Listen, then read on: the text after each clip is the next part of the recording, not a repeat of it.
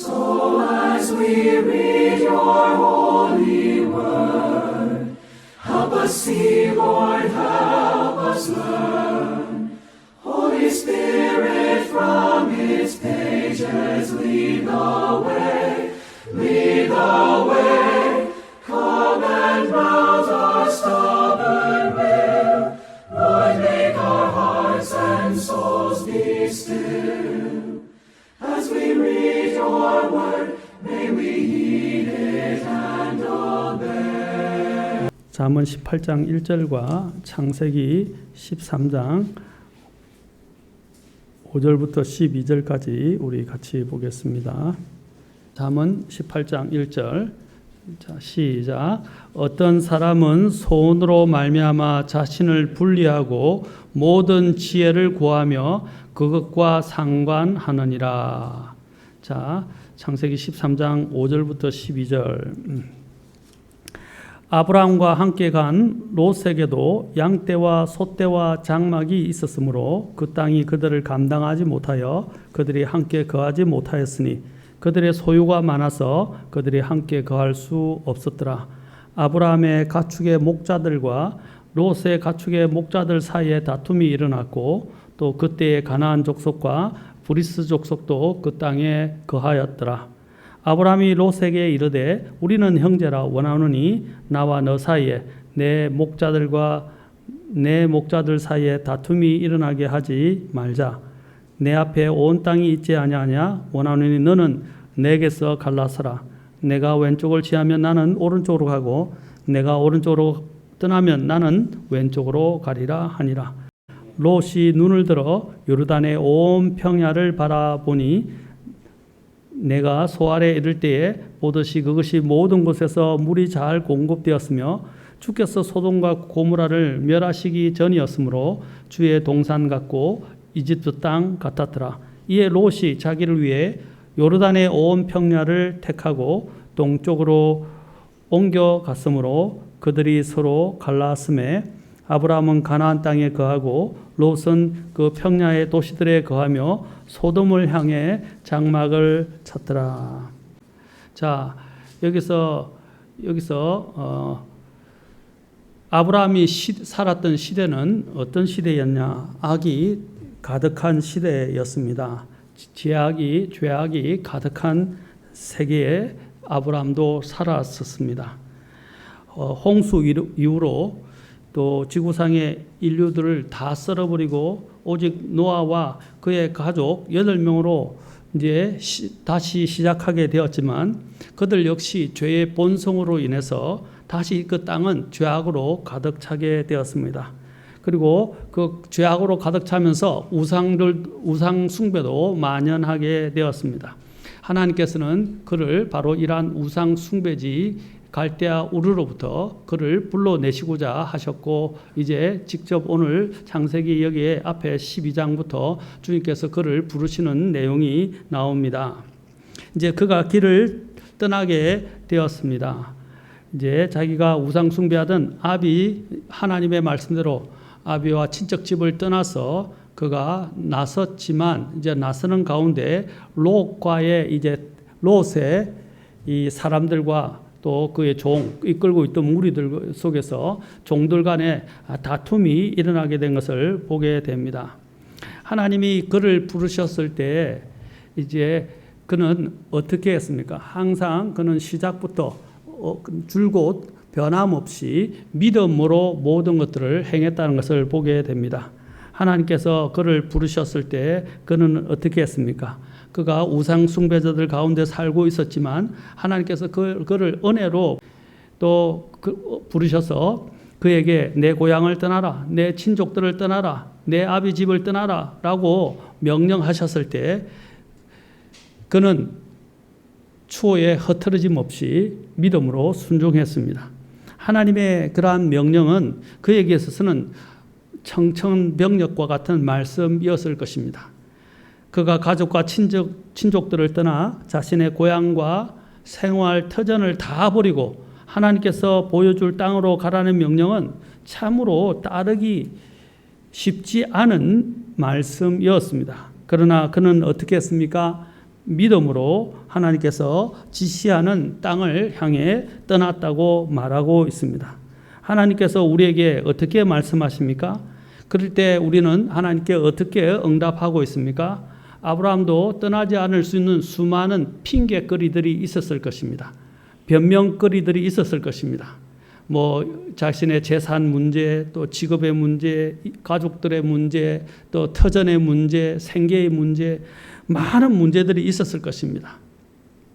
그러나 그는 죽은 우상들을 숭배하는 것보다 살아계신 하나님을 택하기로 결정했습니다. 그는 하나님께 대하여 귀가 열려 있었던 것입니다. 히브리서 11장 믿음의 장인은 믿음으로 살았던 사람들에 관해서 기록하고 있습니다. 히브리서 11장은 믿음으로 살았던 사람이자 최초의 순교자 아벨로부터 이야기를 시작합니다. 그리고 그 뒤에 에녹과 노아에 대해서 언급한 후에 네 번째로 아브라함에 대해서 이야기하기 시작합니다. 우리가 히브리서 11장을 봐야 되니까 히브리서 11장으로 잠깐 가겠습니다. 히브리서 11장입니다. 자, 히브리서 11장 우리 펴놓고 같이 보겠습니다. 그래서 4절에 아벨에 대해서, 그 다음에 5절에 에녹에 대해서, 그 다음에 이제 7절에 노아에 대해서, 그 다음에 8절부터 아브라함에 대해서 이야기하기 시작합니다. 자, 아브라함의 이전에도, 아브라함이 믿음으로 살았던 첫 번째 사람은 아니죠. 아브라함 이전에도 믿음으로 살았던 대표적인 세 사람에 대해서 먼저 언급을 하고 있습니다. 히브리서 11장은 그 세 사람이 누구인지를, 금방 우리가 읽었던 그 세 사람이 누구인지를 가르쳐 주고 있습니다. 아벨과 에녹과 노아였죠.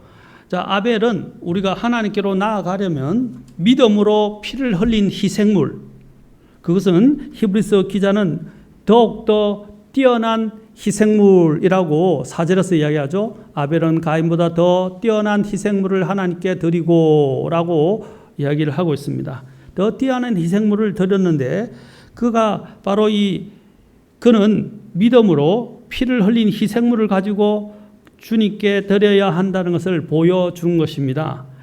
아벨이 바친 가인보다 더욱 뛰어난 희생물은 오늘날 무엇을 말해주는 것일까요?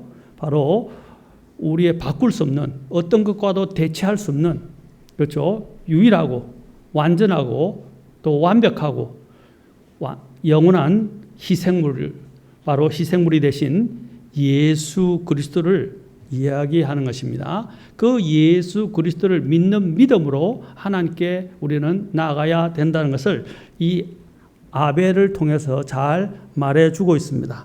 에녹은 하나님을 또한 거기서 그치지 않고 하나님을 기쁘시게 하는 삶을 살려면 믿음으로 하나님과 동행해야 한다는 것을 잘 말해주고 있습니다. 그래서 하나님과 동행하는 삶에 대해서 전에 우리 집사님이 잠깐 말씀하시면서 언급하셨죠. 이제 노아는 우리가 이 세상에서 하나님의 뜻을 이루는 삶을 살려면 하나님의 말씀대로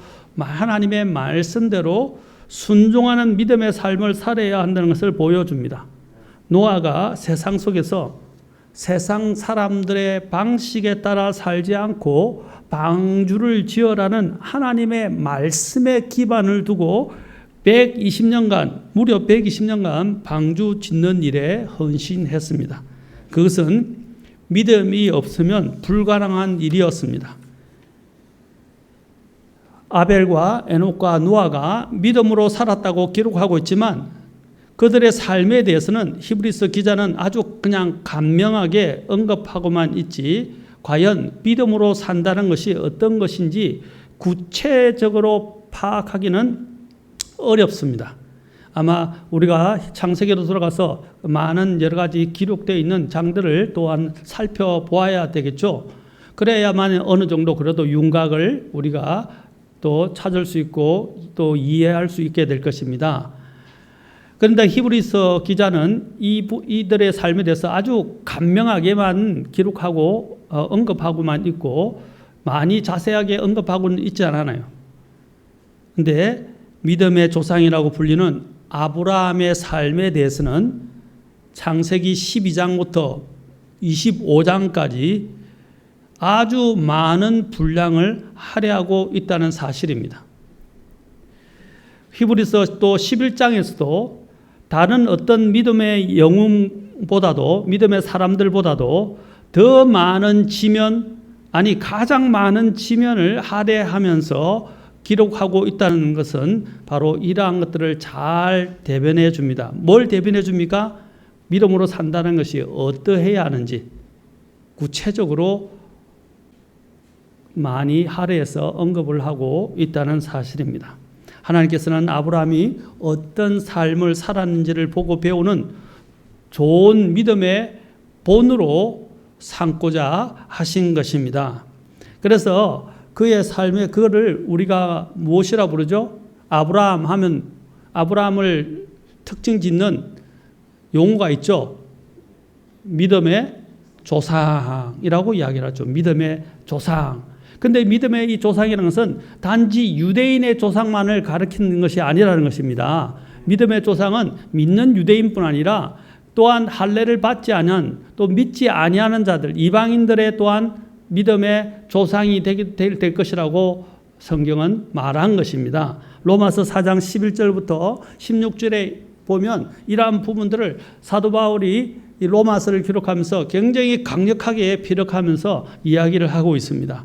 로마서 4장 11절에 그가 할례의 표적 곧 아직 할례를 받지 않은 때에 그가 소유한 믿음의 의를 봉인한 표적을 받았으니 이것은 그가 할례를 받지는 아니하였으나 믿는 모든 자들의 조상이 되어 의가 그들에게도 인정되게 하려 함이요. 자, 할례를 받지 아니하였을 때 이 많은 사람들이 아브라함, 특히 유대인들이 아브라함을 뭐라고 그러죠? 자신들의 대표적인 조상으로 생각하고 있죠. 그렇죠? 자랑스러운 조상으로 생각하고 있어요. 예수님께서 유대 종교 지도자들과 논쟁을 하실 때도 몇 사람을 드셨는데 그 중에 대표적인 것이 뭐냐면 이스라엘 역사 중에서 가장 유대인들이 존경하고 또한 자긍심을 갖고 있는 그 조상이었던 아브라함과 그 다음에 모세와 관련해서 논쟁을 하고 있는 것을 보게 됩니다. 이 두 사람이 대표적인 조상이거든요. 그렇죠? 그래서 주님께서는 그들과 논쟁하시면서 이 아브라함의 자손이 어떠해야 하는지에 대해서 그들의 믿음에 대해서 요한복음에 보면 논쟁하는 것이 나옵니다. 근데 여기서 또한 이야기할 때 할례를 받지 아니하였다는 말은 무엇입니까? 유대인들의 그렇죠? 유대인으로서 조상뿐 아니라 할례를 받지 않았다는 것은 율법으로 의롭게 된다는 게 아니에요. 그렇죠? 할례를 통해서 또 유대인처럼 유대인이 되어서 하나님께서 받아들이는 민족이 된다는 게 아니에요. 할례를 받지 아니한 때를 강조한 것은 무엇입니까? 믿음으로 의롭게 된다는 것을 이야기해 준 것입니다. 믿음으로 하나님께 나아간다는 것을 이야기해 준 거예요. 그래서 할례를 받지 아니하였지만 믿는 모든 자들의 조상이라고 말합니다. 12절도 보십시오. 또 할례자들에게 속할 뿐만 아니라 또한 우리 조상 아브라함이 아직 할례 받지 않은 때에 계속 강조하죠. 할례 받지 않은 때에 소유한 그 믿음의 발자취를. 할례는 뭘 상징합니까? 바로 율법과 관련이 있죠. 그렇죠? 율법과 관련이 있어요. 또 유대인의 또 육신적인 또 그렇죠? 표식과 관련되어 있어요. 그러나 그런 육신적인 표식을 이야기하는 것에 의해서 하나님 앞에 나아갈 수 있는 것이 아니라 할례를 받지 않은 때라고 이것을 강조한 것은 보십시오. 그 뒤에 설명하잖아요. 그 믿음의 발자취를 따라 걷는 자들에게 할례의 조상이 되려 함이라. 자, 로마서 4장 16절로 가보십시오. 그러므로 그것이 은혜로 되게 하려고 믿음에서 나나니. 자, 이게 강조점이에요. 은혜에서 되게 하려고 믿음에서 나나니 그 목적은 그 약속을 모든 씨에게 확고하게 하려 하심이라. 그것은 율법에 속한 자들에게만 아니라 아브라함의 믿음에 속한 자들에게 그 약속을 확고하게 하려 하심이니 그는 하나님 앞에서 우리 모두의 조상이라. 지금 이 사도 바울이 이 서신을 누구에게 쓰고 있죠? 네, 로마에 있는 그리스도인들에게, 성도들에게 쓰고 있죠. 그 로마 교회 성도들에게 쓰고 있단 말입니다. 그러면서 뭐라고 그랬어요? 우리 모두의 조상이라는 것은 뭡니까? 유대인뿐 아니라, 그렇죠? 또 우리 같은 이방인들의 조상인데 어떤 믿음을 가지고 있는 자들의 조상이다 이 말입니다. 아멘. 그래서 그를 믿음의 표상으로 주님께서 그를 내세우신 거예요. 믿음으로 산다는 것은 간단히 말해서 하나님께서 말씀하신 대로 순종하는 삶을 말하는 것입니다. 더 쉽게 말하자면 믿음으로 산다는 것은 하나님께서 하라고 말씀하시면 하고, 그분께서 하지 말라고 말씀하시면 하지 않고, 하나님께서 가라고 하면 가고, 그분께서 가지 말라고 하면 가지 않는 거예요. 아주 단순하죠. 그죠? 단순하게 하나님께서 원하시는 대로 사는 것이 바로 믿음으로 사는 거예요. 그런데 우리가 살면서 이렇게 단순해야 되는데 단순하지 않아서 문제예요. 너무 복잡하고 따지는 거 많고 계산하는 거 많고 이것저것 불평도 많고 이렇게 되면 믿음의 생활을 할 수가 없어요. 믿음은 순수해야 됩니다. 믿음은 다른 것이 섞이지 말아야 돼요.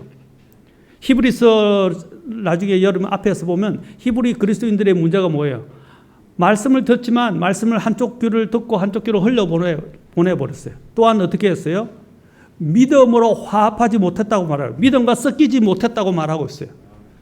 모든 것은 믿음과 섞여져야 됩니다. 아멘. 믿음으로 섞이지 않으면 그 모든 것은 소용이 없고 하나님을 기쁘시게 할 수 없어요. 그래서 바로 노아 앞에서 11장 6절에서 믿음이 없이는 하나님을 기쁘시게 하지 못하나니라고 이야기한 것입니다. 여러분, 믿음은 어떻게 하는 것입니까? 하나님이 그냥 말씀하시는 대로, 하나님이 원하시는 대로 순종하는 거예요. 거기에는 다른 생각이 섞일 여지가 없습니다. 그렇죠? 이해타산의 문제가 섞일 여지가 없는 거예요. 단순하십시오. 왜 자꾸 따지냐는 거죠. 따지지 마세요. 그냥 하라면 하고 하지 말라면 하지 말고 가라면 가고 가지 말라면 가지 말고 그러면 돼요. 아멘? 근데 우리가 자꾸 잰단 말이에요. 잰다고 그러죠. 자꾸 계산한다 이 말이에요. 재고 계산하면 믿음이 발전할 수가 없어요. 하나님은 그것을 받으실 수 없어요. 그래서 한 재밌는 일화를 말씀드리면 믿음과 관련해서 재밌는 일화를 말씀드리면 이제 남자들은 그래요. 보통 어떤 때는 여러분 매일 옷을 갈아입지는 않잖아요. 물론 매일 이렇게 속옷을 갈아입거나 또 옷을 다 갈아입는 사람도 있지만 그렇죠. 특히 여름에는 뭐 당연히 땀이 많이 나니까 매일 갈아입지만 보통 특히 남자들 와이셔츠 같은 경우도 매번 와이셔츠를 다려서 입기가 어려우니까 하루마다 매일마다 입는 사람들도 있지만 보통 이틀 이렇게 입습니다. 이틀에서 3일 정도 입는 사람도 있어요. 그래서 한 남편이 아내에게 그랬어요. 아내에게 여보 오늘 이 와이셔츠를 입을까 말까? 하루 더 입을까 말까? 이렇게 하니까 아내가 뭐라는 줄 알았어요? 의심스러우면 잊지 마세요. 네. 그러니까 마음에 의심이 있거나 자꾸 딴 생각이 왔다 갔다 하면 하지 말라는 거예요. 아멘? 마찬가지 하나님의 일도 마찬가지입니다. 이 의심이 찾아오기 시작하면 우리는 하나님의 일을 할 수 없어요. 다른 것 생각들이 들어오기 시작하면 우리는 어떤 일들 하지 못하고 주저하게 됩니다. 그렇죠? 그래서 의심이 들어오거나 자꾸 다른 생각이 들어오게 되면 그것은 믿음으로 하지 않는 거예요. 성경은 믿음으로 하지 않는 모든 것이 죄다라고 말씀하셨어요. 로마서에서도 말합니다. 믿음으로 하지 않은 모든 것이 뭐라고요? 죄다라고 말한 것입니다. 우리는 믿음으로 살아야 합니다. 그래서 앞에 히브리서 11장 영웅의 장 바로 앞에 히브리서 10장 38절에 보면 우리가 잘 알고 있는 말씀을 하박국의 말씀을 인용하지 않습니까? 이렇게 말합니다. 이제 의인은 믿음으로 살리라. 그러나 어떤 사람이 뒤로 물러가면 내 혼이 그를 기뻐하지 아니하리라. 그랬죠. 여기서 의인은 믿음으로 뭘 강조하고 있어요? 산다라는 거예요. 믿음으로 사는 걸 강조하는 거예요. 하박국의 2장 4절의 말씀이 성경에 3번 인용된다고 제가 말씀드렸죠. 첫 번째는 로마서, 두 번째는 갈라디아서, 세 번째는 제가 히브리서라고 지난 시간에 말씀드렸어요. 그런데 히브리서의 강조점은 뭐냐? 믿음만을 강조하지 않고 믿음은 사는 것이다 라는 걸 강조하는 거예요. 그래서 세 번째 믿음으로 산다라는 것을 지금 말하는 겁니다. 그러면서 뭘 이야기하고 있습니까? 어떤 사람이 뒤로 물러가서는 안 된다라는 거예요. 그렇죠? 믿음은 어떻게 해요? 그냥 단순하게 주님의 말씀을 따라서 계속 나아가는 거예요. 아멘? 의심을 하거나 자꾸 딴 생각이 들어오니까 주저하게 되고 결국은 머뭇거리게 되고 뒤로 빠지게 되는 거예요. 그래서 뒤로 물러가면 내 혼이 그를 기뻐하지 아니하리라 라는 거예요. 그래서 히브리서의 강조점은 사는 거예요. 믿음으로 사는 거예요. 아멘? 우리도 믿음으로 살아야 돼요. 아브라함은 바로 그냥 믿음만을 이야기하지 않고 믿음으로 살았다고 말하고 있어요. 이 부분이 로마서와 또한 야고보서의 차이예요. 로마서는 뭘 강조합니까? 믿음으로 의롭게 되었다는 걸 강조해요. 그러나 야고보서는 뭘 이야기합니까? 그 믿음이 어떻게 나타났냐는 것입니다. 행위로 나타났다는 거예요. 자신의 아들을 드림으로써, 그렇죠? 행위로 나타났다는 거예요. 우리는 이 점을 잊어버려서는 안 됩니다. 믿음은 반드시 사는 것이며 행위를 통해서 드러나게 된다는 거예요. 행위로 구원받는다는 게 아니에요. 믿음은 행위를 가져온다는 걸 말하는 거예요. 그래서 행위가 없는 믿음은 뭐라고 그랬어요? 행함이 없는 믿음은 죽은 것이다 라는 거예요. 아브라함은 그냥 믿는다고 말만 하지 않았고 믿음대로 행했다는 것을 잘 이야기해 주고 있습니다. 우리가 믿음으로 살려면 나의 생각과 나의 뜻과 나의 경험을 다 내려놓아야 합니다. 히브리서 11장에서 믿음으로 살았던 사람들의 공통점이 있어요. 그것은 바로 자기 생각과 자기 뜻을 내려놓고 하나님의 말씀대로 순종하며 살았다는 것입니다. 그래서 히브리서 아까 읽었던 히브리서 11장 제가 보자고 그랬죠. 히브리서 11장에 보면 이제 아브라함에 대해서 11장 8절부터 이제 기록을 하면서 19절까지 계속 나온다고 말씀드렸습니다. 히브리서 11장 8절부터 19절까지. 자, 그래서 믿음으로라고 처음에 시작하죠. 믿음으로 아브라함은 부르심을 받아라고 말하고 있죠. 자, by faith, 믿음으로 아브라함은 부르심을 받아 훗날 상속 재산으로 받게 될 곳으로 나가면서 순종하였고 자기가 어디로 가는지 알지 못한 채 나갔으며. 자, 그가 여기서 강조되는 게 뭐냐? 믿음으로 나가고 순종하고, 그렇죠? 나갔다라는 말씀이에요. 순종하고 나아갔다는 것이 여기서 강조점이에요. 11장 9절, 또 믿음으로 그는 낯선 나라에 머무는 같이 약속의 땅에 머물렀고 자기와 함께 동일한 약속의 상속자가 된 이삭과 야곱과 함께 어떻게 해요? 장막들에 거하였으니 이는 그가 기초들이 있는 한 도시를 바랐기 때문이라. 그것의 건축자와 만드신 분은 하나님이시니라. 자, 기초들이 있는 한 도시는 어디를 이야기할까요? 예, 가나안 땅에 있는 도시를 말하는 게 아니에요. 소돔과 고모라와 같은 땅을 이야기하지 않는 거예요. 바로 하나님께서 새로 그들을 위해서 예비하시고 계신 미래에 그들이 있게 될 하늘의 한 도시를 바라보았던 것입니다. 히브리서 11장 11절부터 계속 이제 여기서 이야기를 하고 있습니다. 이 시간상 우리가 다 읽지는 않겠습니다. 또 그래서 히브리서 11장 14절에 보면 그런 것들을 말하는 자들은 자기들이 본향을 찾고 있음을 분명히 나타내느니라. 그는 어떻게 해요? 본향을 어디에 두었어요? 하늘 이 땅에 두지 않았어요. 물론 하나님이 가나안을 약속의 땅으로 주시겠고 그들에게 허다한 하늘의 별과 바다의 무수한 모래보다 많은 자손을 주시겠다고 약속하셨지만 그는 그것들의 소망을 두고 살지 않았어요. 바로 하늘 본향을 두고 생각했어요. 15절에 이렇게 말합니다. 참으로 그들이 자기가 떠나온 본향을 깊이 생각하였더라면 돌아갈 기회가 그들에게 있었으려니와 11장 16절 이제는 그들이 더 좋은 본향을 사모하니 곧 하늘의 본향이라. 살아가는 성도 여러분, 우리도 살아갈 때 하늘의 본향을 바라보고 살아야 돼요. 예, 하늘의 본향을. 그리고 히브리서 11장 17절에서는 또 뭐라고 그랬습니까? 이삭을 시험을 받았을 때 이삭을 바친 사건을 이야기합니다. 믿음으로 아브라함은 시험을 받을 때 이삭을 바쳤으니 곧 약속들을 받은 그가 자기의 독생자를 바쳤느니라. 사랑하는 성도 여러분, 여러분은 자식을 바치시면서까지 하나님께 순종할 수 있겠습니까? 여기서 자식은 뭡니까? 하나밖에 없는, 진짜 하나밖에 없는 약속의 자녀예요. 물론 그 이전에 이스마엘이 있었지만 이스마엘은 약속의 자녀가 아니에요. 그의 상속을 받을 수 있는 유일한 자손이었어요. 그가 나이 100세가 되어서 얻은 자식이었어요. 얼마나 귀한 자식입니까?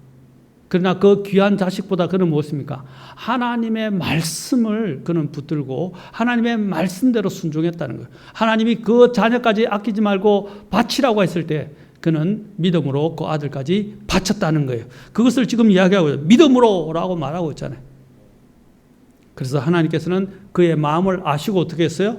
이삭을 살려주시고 대신 양을 잡게 하셨죠. 그리고 그는 어떻게 했어요? 심지어는 그는 어떤 마음까지 가졌냐면 11장 19절 보십시다. 같이 읽겠습니다. 11장 19절 18절은 그가 하나님의 약속을 믿었어요. 11장 18절입니다. 약속이 뭡니까? 이들에 관하여는 그분께서 전에 이르시되 이삭 안에서 내 씨가 부름을 받으리라. 이 말은 뭡니까? 자, 이삭 안에서 내 씨가 부름을 받았는데 이삭을 바치면 어떻게 돼요? 그 모든 것이, 그죠?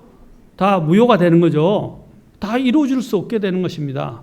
그런데 그 약속을 하나님이 주신 것을 그대로 굳건하게 믿고 있었다고 그래요. 그 다음에 그 약속을 믿는 믿음이 어디까지 나아가는지 보세요. 11장 19절 보세요. 같이 읽겠습니다. 시작. 하나님께서 심지어 죽은 자들로부터 능히 그를 일으키실 줄로 생각하였으므로 또한 그는 죽은 자들로부터 그를 모형으로 받았느니라. 어떤 마음요? 죽은 자들로부터 능히, 자기가 이삭을 바치면 이삭을 죽이잖아요. 죽여서 바치게 되면 그 죽였던 이삭을 또한 하나님은 다시 살릴 것들을 믿었다는, 부활을 믿었다는 거예요.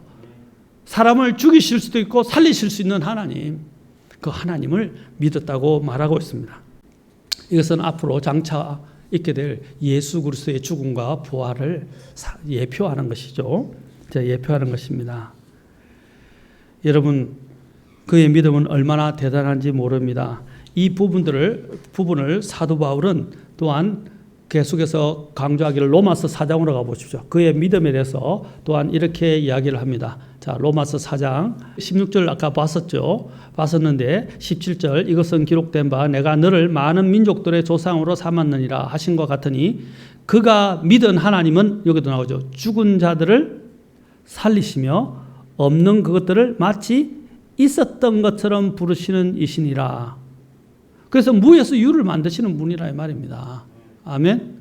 그 다음에 또 18절에 그가 바랄 수 없는 가운데 바라면서 믿었으니 이것은 내 씨가 이와 같으리라 하신 것대로 그가 많은 민족들의 조상이 되려 함이라. 19절 그가 100세쯤 되었을 때도 자 믿음이 약해지지 아니하여 이제는 죽은 자기 몸을 고려하지 않았고 그가 죽었잖아요. 몸이 죽었잖아요. 더 이상 씨를 생산할 수 없죠. 그런데 어떻게 했어요? 그걸 죽었다고 고려하지 않았다는 거예요. 대단하지 않습니까? 그리고 또한 사라의 태가 죽은 것도 고려하지 아니하였으며 자, 그 사라도 90세 그렇죠? 나이가 되었습니다. 자, 20절 믿지 아니함으로써 하나님의 약속에 관하여 흔들리지 아니하고 오히려 믿음이 강해져서 이러한 상황에서도 믿음이 어떻게 됐다고요?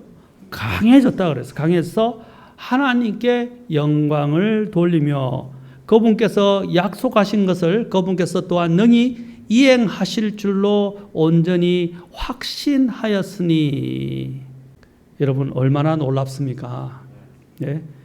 그런 믿음이 오히려 약해지지 않고 더 강해졌고 어떤 하나님을 믿었는지 여기서 구체적으로 이야기를 하고 있지 않습니까? 그 부분들을 아까 히브리서 11장 17절부터 또 19절까지 설명하고 있는 것입니다. 그는 하나님의 약속에 대한 확고한 믿음이 있었어요. 왜? 하나님은 거짓말 하시지 않기 때문에. 하나님은 자신의 약속에 대해서 신실하시다는 것. 또 하나님은 어떻게 해요? 전능하시다는 걸.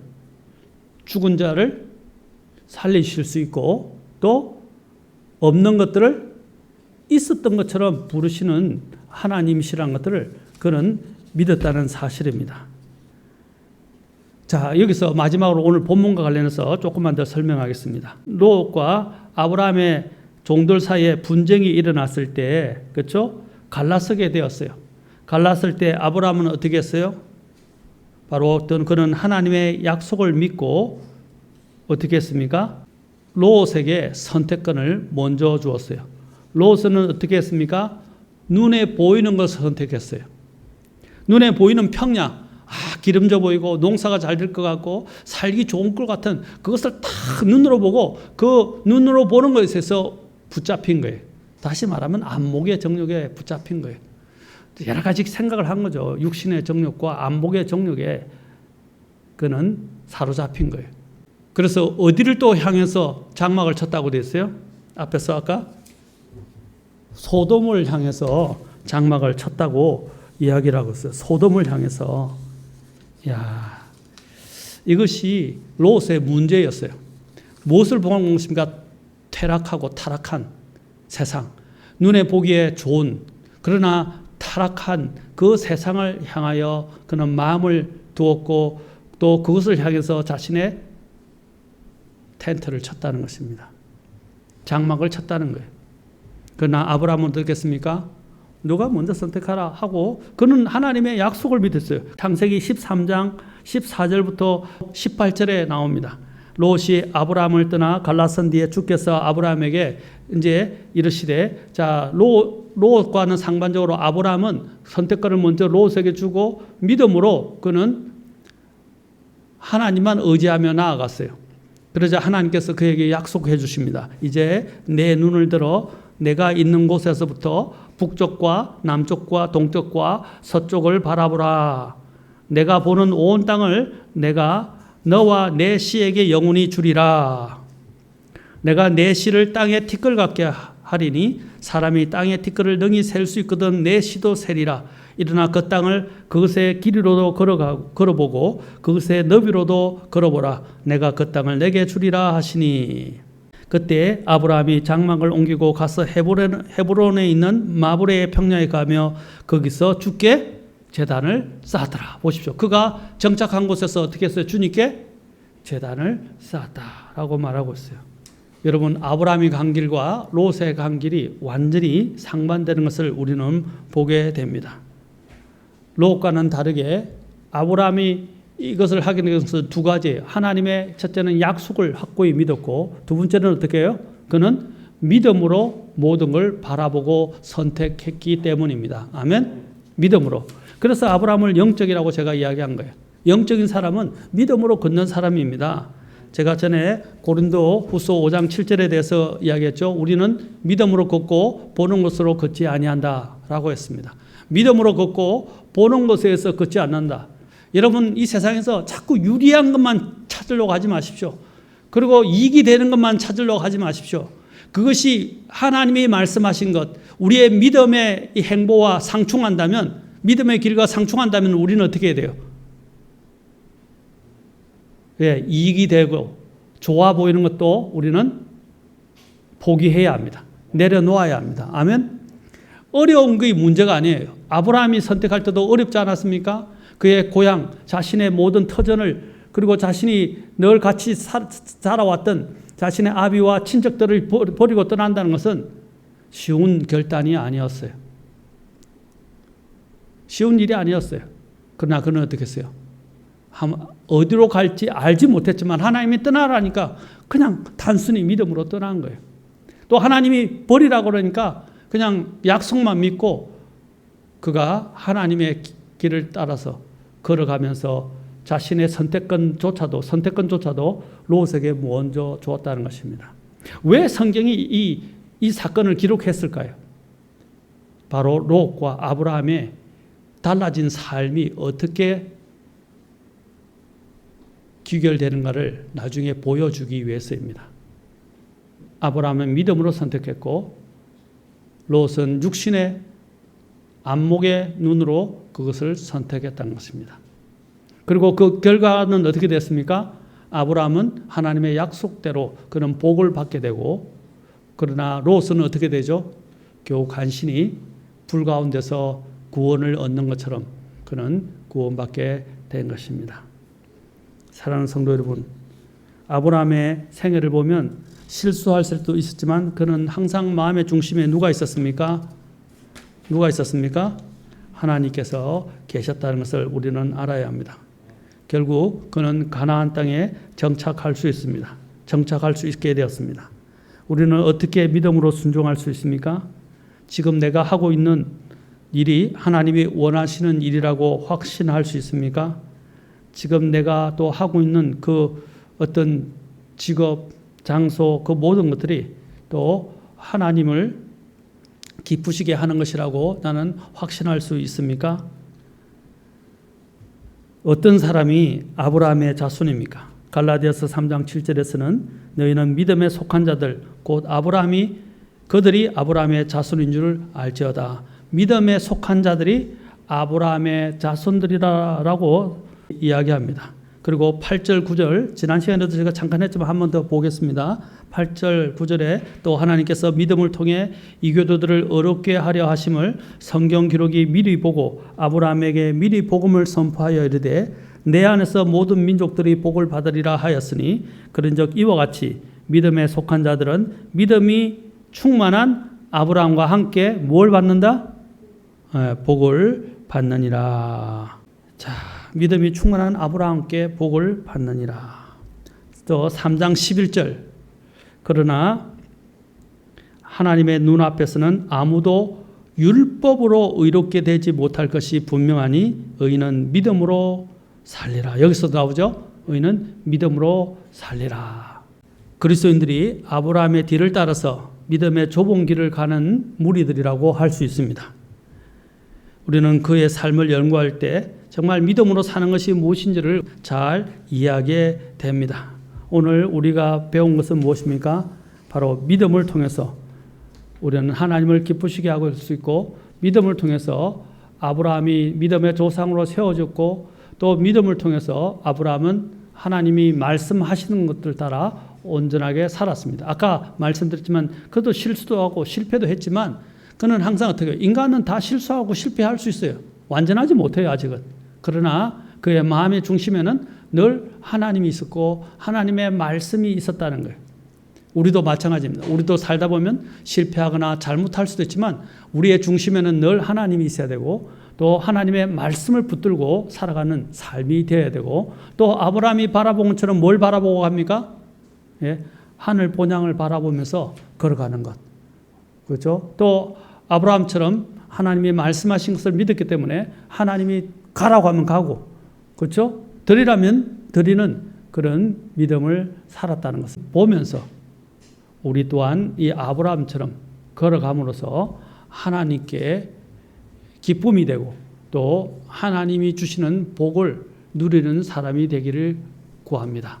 여러분, 이 땅에서 얻는 복들과 부귀 영화들은 이 땅에서 다 사라질 것이고 잠시의 기쁨은 되겠지만 영원히 간직하지 못해요. 그러나 하나님이 주신 복은 영원한 복이 될 것입니다.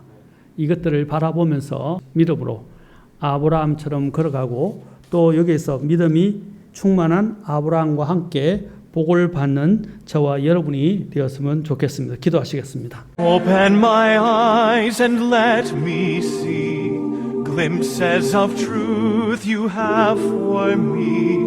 For in your word I find the truth that sets me free.